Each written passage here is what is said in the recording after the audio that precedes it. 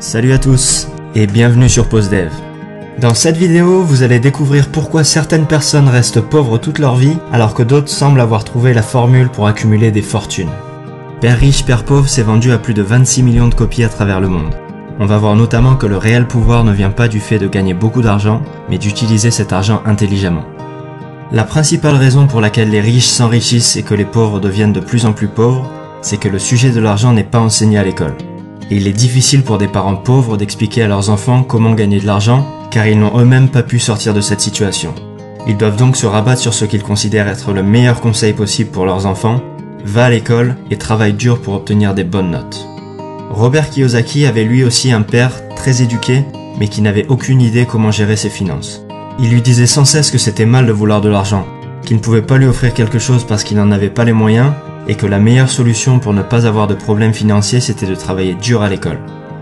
En parallèle, Kiyosaki raconte qu'il a eu la chance de connaître une vision opposée grâce au père de son meilleur ami Mike, qu'il a rencontré quand il avait 9 ans, et qui lui a permis de confronter ces deux visions dès le plus jeune âge. Celle de son père riche, le père de Mike, et son propre père, son père pauvre. La première leçon qu'il a apprise de son père riche, c'est que les riches ne travaillent pas pour l'argent. La principale émotion qui dirige les gens, c'est la peur. La peur de ne pas pouvoir payer ses factures, la peur de se faire virer, la peur de ne pas avoir assez d'argent, la peur de repartir à zéro. La plupart des gens n'étudient pas le sujet de l'argent. Ils se contentent de trouver un job, gagner un salaire et payer leurs dépenses, et ils pensent que c'est plus d'argent qui va régler leurs problèmes. Mais ils ne réalisent pas que le problème ce n'est pas leur manque d'argent, mais leur manque d'éducation financière. Cette peur de ne pas avoir assez d'argent est couplée d'une autre émotion puissante, le désir. Le jour où on reçoit une augmentation, on commence à réaliser toutes les choses que cet argent peut nous acheter. On se dit pourquoi pas acheter une plus grosse voiture, un appartement plus grand et mieux placé, et des expériences plus stimulantes et plus coûteuses, jusqu'à ce qu'on réalise qu'il nous faut plus d'argent. Et c'est comme ça que l'argent finit par prendre le contrôle de nos vies et qu'on se retrouve coincé à travailler dans un job qui nous plaît pas, simplement parce qu'on n'a pas pris le temps de s'éduquer sur le sujet de l'argent. Robert Kiyosaki appelle ça la rat race, ou la course de rats. On s'imagine un rat de laboratoire courir dans sa cage pour trouver une sortie, alors que son sort est déjà scellé. La première clé consiste à réaliser qu'on ne peut pas se contenter de tirer 100% de nos revenus de notre travail salarié, pour ne pas se retrouver coincé dans la course de rats. Ce qui importe, c'est pas combien d'argent vous gagnez, c'est combien d'argent vous gardez. On a tous entendu parler de ces gagnants du loto qui passent d'un seul coup de 0 à 10 millions sur leur compte en banque pour finir fauchés dans l'année. Ou des anciens joueurs de foot qui gagnent des millions à 20 ans, mais qui font la queue chez Pôle emploi 10 ans plus tard. La solution, c'est de développer son éducation financière. Si vous voulez devenir riche, la plus importante leçon à retenir, c'est de connaître la différence entre un actif et un passif, et d'acheter des actifs. Les riches achètent des actifs, alors que les pauvres achètent des passifs qu'ils pensent être des actifs. Un actif va mettre de l'argent dans votre poche, alors qu'un passif va prendre de l'argent de votre poche. Un actif va créer pour vous un cash flow positif. Si par exemple vous avez publié un livre ou un e-book de qualité pour un prix de 10 €, chaque vente créera pour vous une rentrée d'argent, ce qu'on appelle un cash flow positif de 10 €. Toute chose qui génère un cash flow positif est un actif. Si cet actif ne requiert pas ou très peu de votre temps, on parle d'un revenu passif, contrairement à un revenu actif comme un salaire pour un job qui nécessite votre présence. Si au contraire vous avez un abonnement de cinéma qui vous coûte 40 € par mois, cet abonnement génère un cash flow négatif de 40 € tous les mois. C'est un passif. Notez que c'est le caractère répétitif qui nous intéresse ici. Chaque vente de l'e-book va créer une rentrée d'argent et chaque mois d'abonnement va entraîner une sortie d'argent. Si on analyse comment une personne gère son cash flow, on peut rapidement dire si cette personne est éduquée financièrement et prédire son avenir financier. Ce qui manque dans l'éducation financière des pauvres, c'est pas comment gagner de l'argent mais comment gérer son argent. La plupart du temps, plus d'argent ne règle pas les problèmes d'argent. Pour rendre ça un peu plus concret, laissez-moi vous donner un exemple en imaginant le bilan financier de père riche et celui de père pauvre à leur sortie d'école. Père pauvre gagne tous les mois 1500 € grâce à son travail.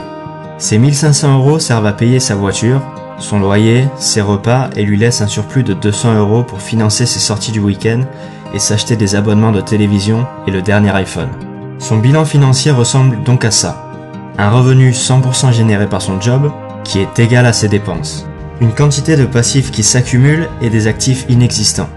Il emboutit sa voiture et doit donc s'endetter pour financer les réparations, car il n'a pas d'argent de côté. La seule solution pour sortir de cette situation est de négocier une augmentation ou commencer un petit boulot à côté pour arrondir ses fins de mois. Père riche gagne lui aussi 1500 € par mois. Il couvre également ses dépenses en nécessité, mais choisit de mettre de côté les 200 € de surplus tous les mois pour investir dans la start-up d'une amie en qui il croit vraiment. 2 ans plus tard, la start-up de son ami est enfin profitable et lui rapporte 500 € tous les mois, auquel s'ajoute l'argent qu'il gagne grâce à l'e-book qu'il a écrit sur sa passion, le trail en haute montagne, qui lui crée également un revenu secondaire. Il a investi 500 € qu'il avait pu mettre de côté pendant ses études dans des actions, mais les cours se sont effondrés et il a quasiment tout perdu. Mais ça n'a plus d'importance parce que Père Riche a désormais, 4 ans après sa sortie d'école et grâce à ses 2 autres investissements, un revenu passif de 1500 €. Et maintenant que ses actifs lui génèrent un cash flow positif supérieur au cash flow négatif de 1300 € généré par ses dépenses en nécessité, Père Riche a atteint son indépendance financière. Il peut choisir de continuer ou non de travailler dans son job. Son bilan financier ressemble donc à ça, un revenu qui provient pour 50% de son job et pour 50% de ses actifs, nettement supérieur à ses dépenses et beaucoup plus d'actifs que de passifs. Vous aurez atteint l'indépendance financière le moment où vos actifs vous généreront un revenu supérieur à vos dépenses. Si ce revenu est en plus passif et ne nécessite pas ou peu votre intervention, comme l'entreprise d'un ami ou l'e-book de l'exemple précédent, vous pouvez tout simplement faire ce que vous voulez de votre vie. Mais gardez quand même en tête qu'un revenu est rarement totalement passif et nécessitera généralement un certain degré d'intervention de votre part. L'exemple que j'ai donné est simplifié. C'est certainement très difficile pour certaines personnes de sacrifier une partie de leur revenu pour acheter des actifs, mais c'est néanmoins la seule solution pour sortir de cette situation. Vous l'avez compris, il faut gérer vos propres affaires, c'est-à-dire focaliser votre attention sur la colonne des actifs plutôt que sur votre feuille de paie. Et encore une fois, il n'y a pas de mal à vous focaliser sur votre feuille de paie seulement si le surplus est réinvesti dans des actifs. Gardez votre job, mais gérez vos propres affaires à côté.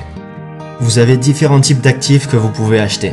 Vous pouvez développer un business qui puisse dans l'idéal se passer de votre présence, acheter des titres boursiers, acquérir des droits sur des musiques, des scripts ou toutes sortes de brevets, créer un blog, investir dans des entreprises, dans l'immobilier ou toute chose qui génère un revenu ou dont la valeur s'apprécie dans le temps. Quand vous investissez 1 € dans vos actifs, il ne faut jamais qu'il sorte de ces actifs. Imaginez-vous que chaque euro qui va dans vos actifs devient votre employé. Et ce qui est bien avec l'argent, c'est qu'il travaille jour et nuit et peut travailler pendant des générations à faire marcher l'économie et en créant pour vous un revenu. Pour simplifier, imaginons que vous ayez acheté une place de parking pour 1000 €.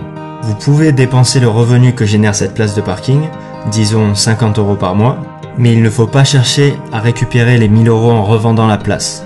Imaginez que vous ayez une poule. Vous pouvez soit décider de la garder pour récupérer tous les œufs qu'elle peut produire, soit la revendre pour le prix d'une centaine d'œufs, sachant qu'une poule peut en pondre 600 dans sa vie, qui peuvent eux-mêmes devenir des poules pondeuses. Ce qui peut paraître être une bonne décision à court terme n'en est pas une à long terme. Par contre, une fois que votre cash flow commence à augmenter, vous pouvez dépenser cet argent généré par vos actifs pour acheter ce que vous voulez, étant donné que vous ne perdrez pas votre actif générateur de revenus en faisant ces dépenses. Et donc vous resterez riche. Un produit de luxe doit être la récompense d'avoir investi en développant vos actifs. Maintenant que vous avez développé vos propres affaires, vous allez pouvoir découvrir le plus grand secret des riches qui leur permet de garder leur avance. Les sociétés. Kiyosaki détruit le mythe selon lequel les riches payent pour les pauvres en expliquant que c'est la classe moyenne qui paye.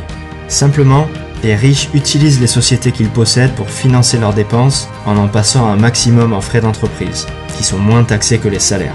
C'est donc les revenus de la classe moyenne qui sont majoritairement visés par les impôts.